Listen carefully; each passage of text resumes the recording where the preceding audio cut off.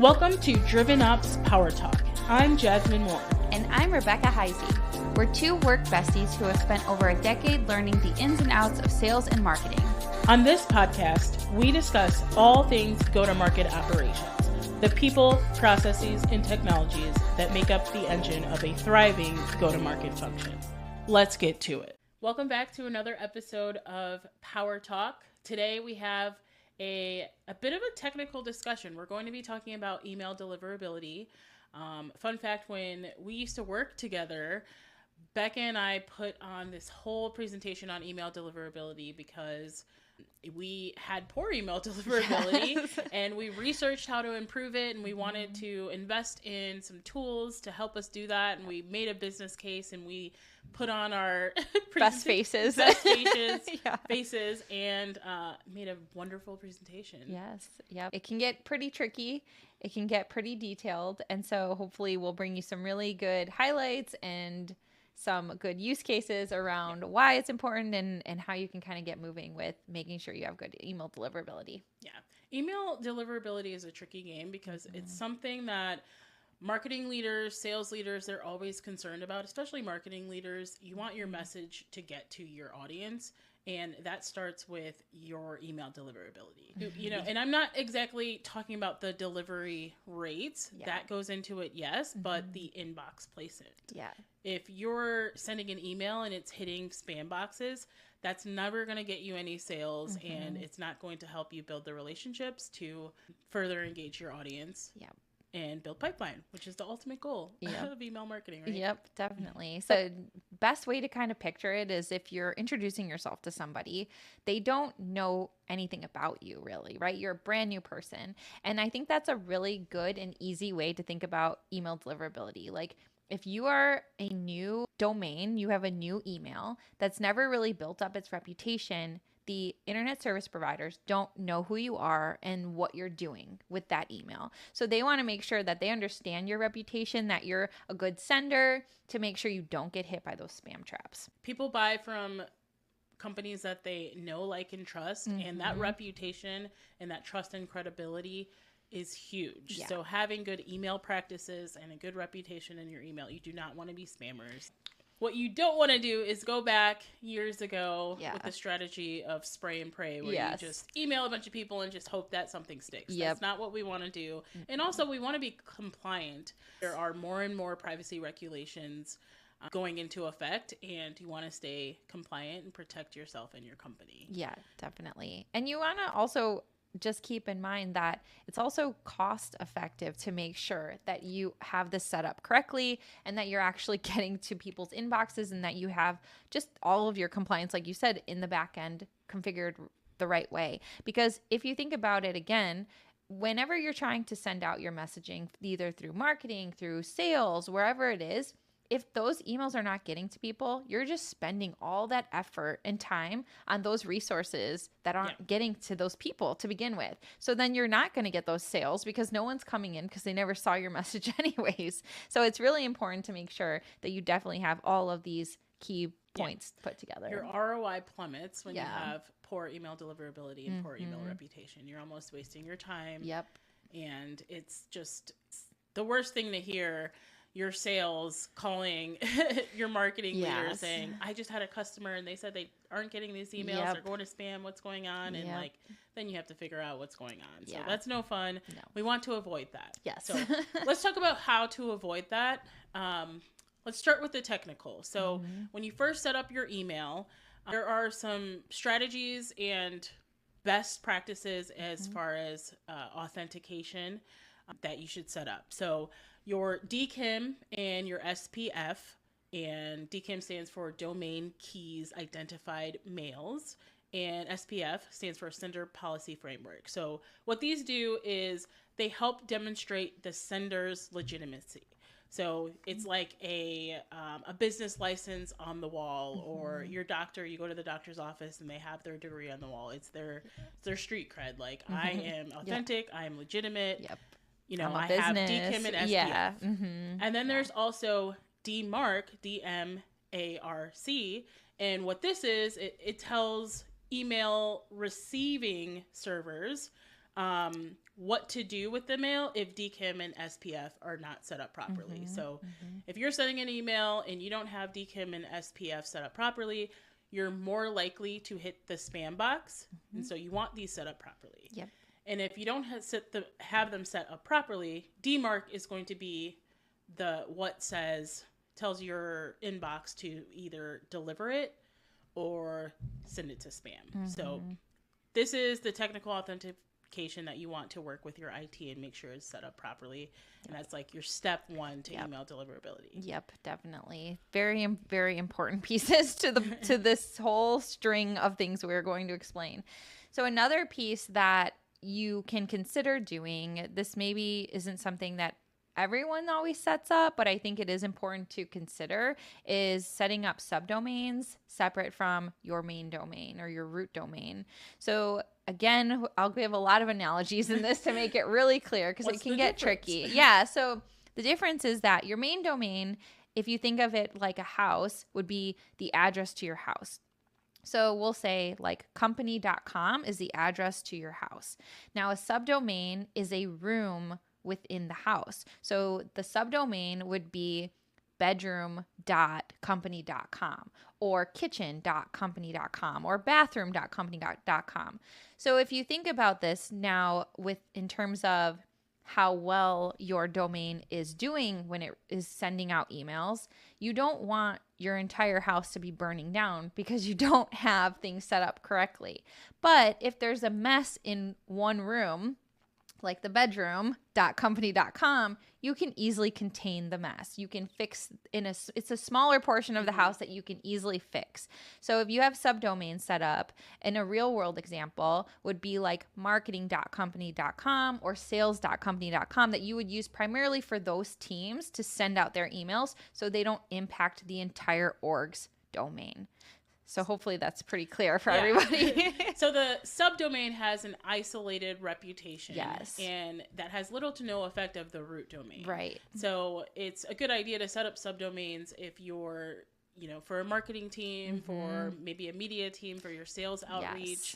I've seen like info.abccompany.com or learn.abccompany.com.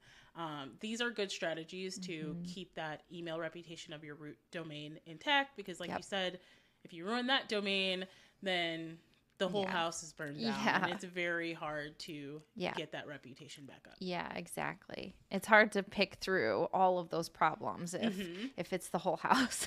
Where did it start? Yeah. So let's talk about some best practices. Say someone has the technical setup all set up. They got their DMARC set up, their SPF and DKIM. They have their domain strategy. So how do they email in a way that is effective, but also reaches their audience? The one thing you definitely want to do is consistently send to engaged audiences. So this would be people maybe who've already opted into receiving communication. Maybe you have a newsletter that you send out. These people know who you are. You're not a stranger because they're more likely to click on your emails, open your emails. And so that shows the ISPs that you're not spamming them. They have familiarity. You are a legitimate entity, essentially. So that helps to make sure that you are getting to the inbox on a regular basis. And a strategy that you can do if it's like a new subdomain or a new domain, you can warm that up by sending to those engaged audiences consistently. Always be consistent, but start with a very small sample of your list and then grow that list over time. And that first list and the second list, they should be your most engaged audience, the audience that's most likely to click and download and reply, because what that does is it will increase your reputation over time. And then over time, you increase your list and warm up your domain. So it's a really good strategy. You never want to dump 30,000 names into your new shiny marketing automation platform and then email them all the latest at the newsletter. same time. That's really good way to get dinged. Yeah, definitely. And another thing that you can include, and this is kind of up for debate, I would say, across teams, but you should always have general opt-out information at the bottom of your emails to give people that is just a part of regular can spam, and just like even the CCPA and anywhere else, GDPR, like all of the, it's a lot of places, yes, if not all places. Exactly. Definitely consult with your legal counsel, but like, yes, err on the side of caution there. Like, always have an unsubscribe. Yes, exactly. So that'll just help you with any kind of legal thing across the US, across other countries. You always want to make sure you have that. But then if you do have a list of people that you want to make sure want to receive your information, you can send them a double opt-in to ask them, do you still want to receive this? Yeah. So they are opting back in to say, yes, you can keep emailing me. We're all good. I like you. Yeah. Having a good opt-in strategy, it's not only to be compliant, but you also want to be a thoughtful email marketer. Mm-hmm. You want your audience to build that relationship with you, and you want them to trust you. So and be upfront, be transparent about, hey, I only want to email to you if you want to hear from me, and like, please leave at any time. And a lot of times people will also offer like preferences. So, you know, sometimes you'll see that in emails where it's like, oh, I want to hear from you about a certain product, or maybe I want to hear from you weekly or monthly or something like that. Yeah. So that kind of helps to also build the reputation, because you're allowing them to kind of have the access to be able to tell you how much they want to be communicated with, which builds that brand loyalty also. Yes. And then at that point, you have additional data to then segment your list, which is another good strategy. That's a bonus. So list segmentation is a really good strategy. It allows you to slice and dice your list and find the audience in which this message will be the most relevant to. Yeah. And in the end, that will increase your engagement rates and then increase your reputation. Yep, definitely. And another thing you don't want to do is mass email purchase lists. So, you know, there's different ways that you get your contacts into your database, or maybe they're leads, right? So you have your inbound people who maybe find you, and those are going to be leads that come in. They're familiar with you. Those people are a little bit, I think, easier to engage with, because at some point they already know who you are, some way, shape, or form, right? They were either doing research, maybe they joined a webinar or an event or something like that. When you purchase lists, that makes it a little trickier. Those people don't always know who you are. So when you start to email them, that is like a brand new meet and greet. You're just like, hey, I'm so-and-so, and I want you to like me. I have my own whole little opinion on purchase lists. So we can go on a tangent, but like, it could be so tempting to purchase a list of people right in your ICP and then blast them in marketing, but you do not want to do that, because that will hurt your reputation, because these folks are not engaged. They may not know who you are. There is strategy to use some of these data from like ZoomInfo and Apollo. There are some strategies that you can execute, but marketing blasts are not one of them. Yeah, definitely. I think that's a good way to start getting people marking you as spam right off the bat. And plummet your reputation. That's not what you want. So try to be very careful with that. But I think overall, as far as best practices, is one, be consistent. Don't send an email today and then send it in 6 months and expect that to improve your reputation. Yes. We want consistency. Yes. We want high engaging content, and we want you to just be smart about it. Yeah. And make sure you're monitoring it on a regular basis, because you want to make sure that you're not taken aback all of a sudden when someone says, hey, let's check our numbers, and then your bounce rate is like outrageous or something, and you have to dig into that. So, you know, do some consistent reporting.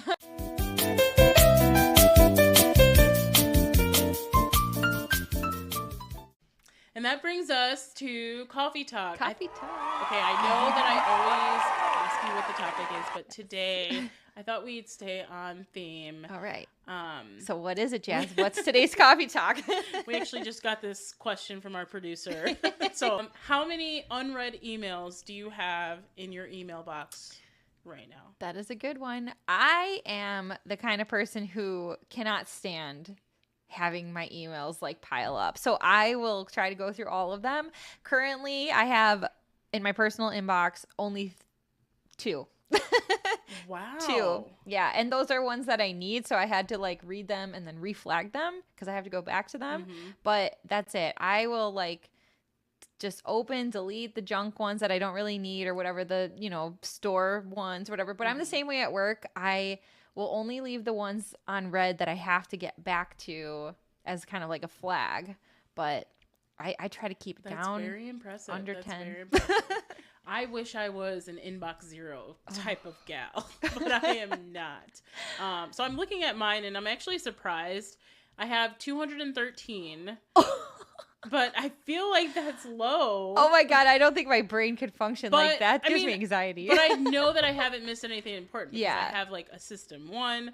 It's Gmail. There's primary, updates, and social. Yeah. I look at my updates on my phone. I want to see my updates. Primary, I'll look at them. I rarely delete things. But like, why? But like 200 and something emails. Yeah. I mean, that has to take you back like months, right? So yeah. What are those? Like, are those emails really ones you need to leave as like unread? So I'll do a clean out like every 6 months and get to inbox zero, where I'll wait till it gets to like 500 unread. But like, they're not like, am I sweating? Unread, I'm sweating. But I saw the subject line. So like, so you know what it is, but like, so I mean, they need better subject lines. I know what it is. You know, we all have our things that we can deal with and we have patience for, and that is not something I have patience for. I'm also the kind of person who doesn't like to have notifications on my phone either. So like, if there's notifications, I need it cleared. It needs to be gone. Don't look at my phone. I don't know. I feel like it's like, it gives me mental chaos feelings where I'm just like, I can't function. It's like dirty dishes in your sink. Like, I need them cleaned and put away. No, I have no time. Nope. So thank you for tuning in to this episode of Power Talk, where we discuss all things email deliverability, email reputation, and email management, I guess. Yeah, I guess so. Let us know your thoughts. We'd love to see them in the comments. Be sure to like, subscribe, and follow us on all social media platforms. Keep up with us and all of our hot takes on all things go-to-market operations. See you next time.